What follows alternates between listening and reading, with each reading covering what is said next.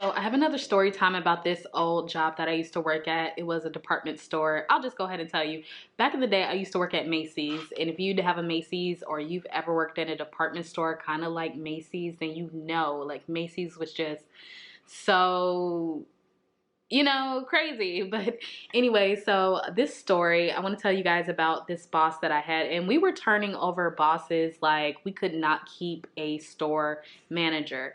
And so we got this one specific store manager. I'll call her Lee. All right. So with Lee was very straight, direct to the point. Didn't nobody like her. Didn't nobody like this lady.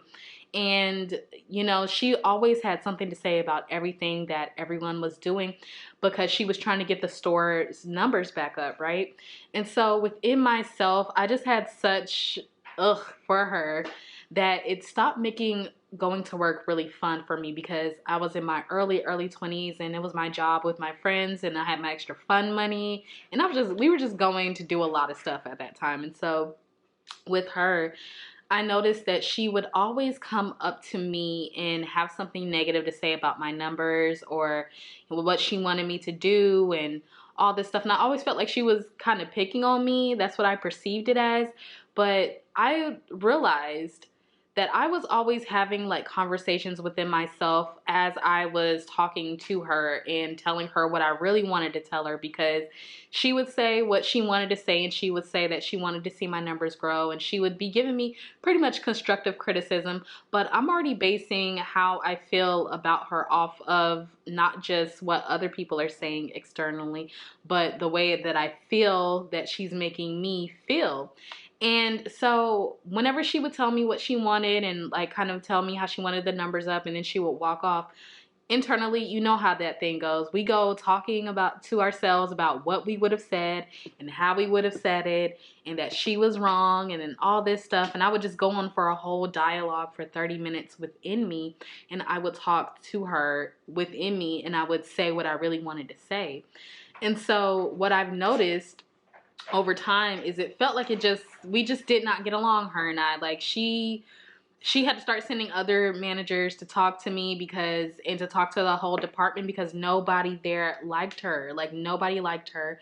And so I just noticed, I really took one day to really look at it, and I noticed, I'm like, there are a lot of things that I actually admire about this woman. And so I stopped having inner conversations with myself about her, and I started thinking of all the ways that I could possibly learn from her. And this was something that was natural, like a natural process, because it's not fun to start disliking someone just because everybody dislikes them, or that sort of thing. So you kind of want to form your own opinion. And so what really happened was she started to come up to me more and just talk to me more on not just a personal level, but just really me. Like she was interested in me as a person.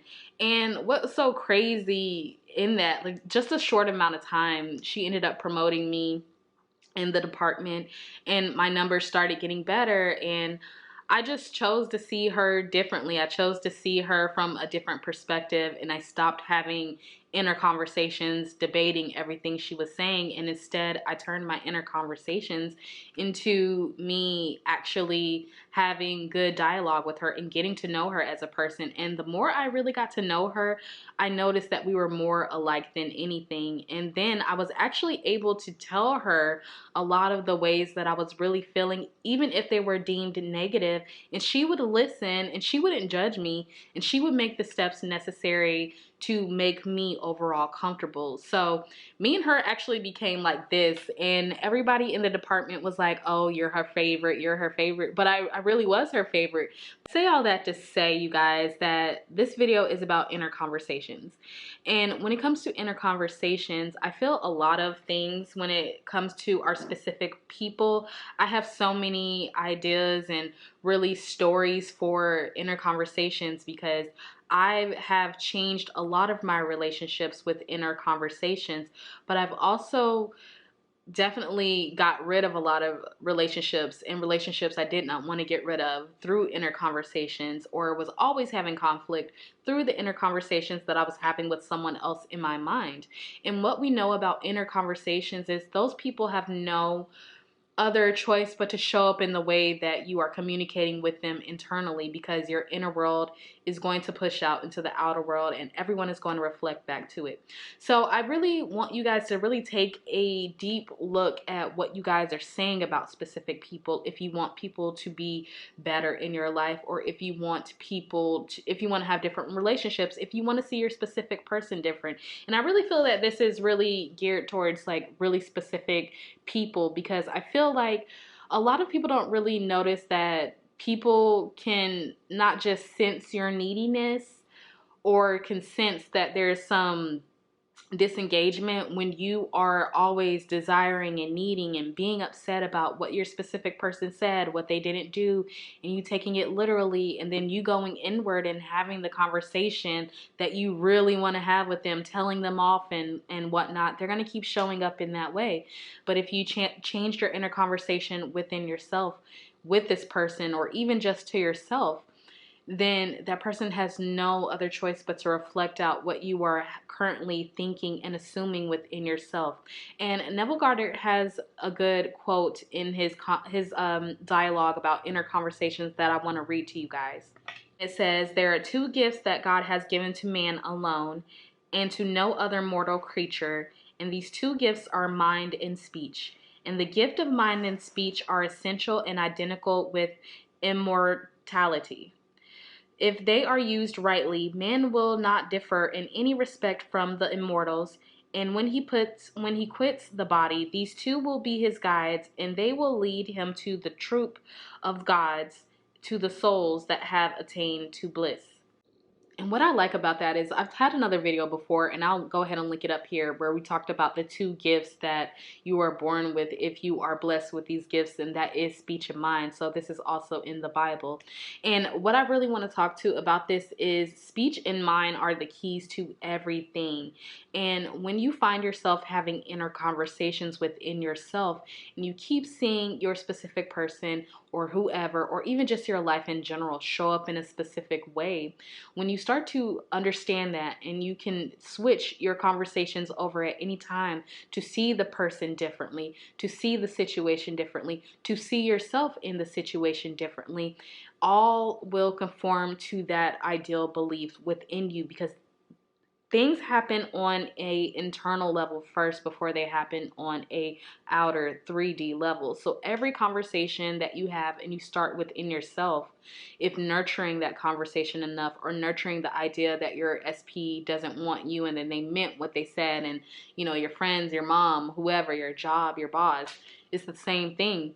If you are feeding and nurturing that negative belief of them and fueling it with the inner conversations within, then you're going to see that on the outside. But if you change the inner conversation, and most likely you have to change the inner conversation about yourself in relation to the person, the place, the thing, the situation. If you can change your perspective on yourself within that, people definitely show up a whole lot different. And that to me is the basis of everything, speech and mind. So we really need to be checking our speech and mind constantly throughout the day. What are we thinking?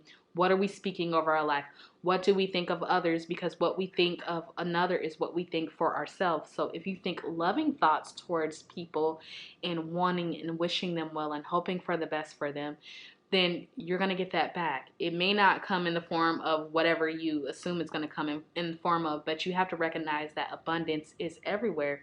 So this is really about bringing your mind into captivity, bringing it into a space where you are in control over your mind, over the conversations that you hold within your mind with other people, and just yourself, you guys. And I've really had to learn how to dial this in so hard, because I am a person that if I don't, if I let my mind wander and I'm just going on about my thoughts as the day goes by, like I get into such a funk, or I have gotten into such a funk about whatever. But it's just because from the beginning of the day, I started out thinking negative thoughts, and then my whole day just became negative. So what you say and what you say inwardly is going to reflect outwardly. So it really is a simple change. You have to think about people differently. You have to think about your situation differently.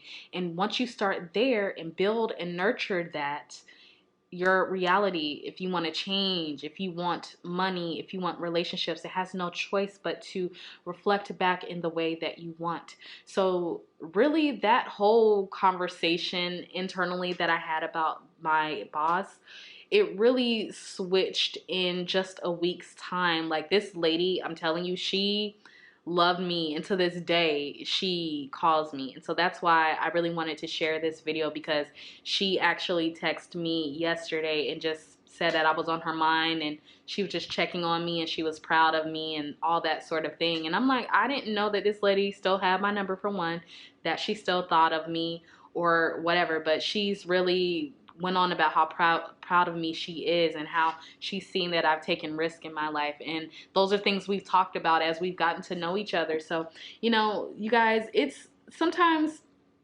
and not to say that we can't learn from like conflict in our relationships. We're always learning from resistance and conflict in our relationships, but it doesn't have to be fact. So you arguing with your SP does not have to be a fact. You arguing with your current circumstance, with your financial experience, or whatever experience you're having, those experiences do not have to be fact. They only are solidified and hardened into fact when you keep repeating it over and over again, when you have the same thoughts of your SP over and over again, or anybody, or yourself even, over and over and over again. So you really need to check your mind and your speech every day. Be consciously aware of it, because you cannot hide from it. You cannot hide from it. Out of the heart, the mouth is always going to speak. Whatever you have within you is going to come out, you guys. This is something that you can't get away from, all right?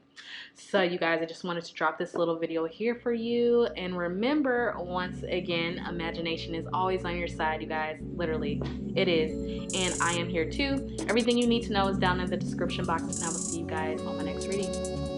Bye.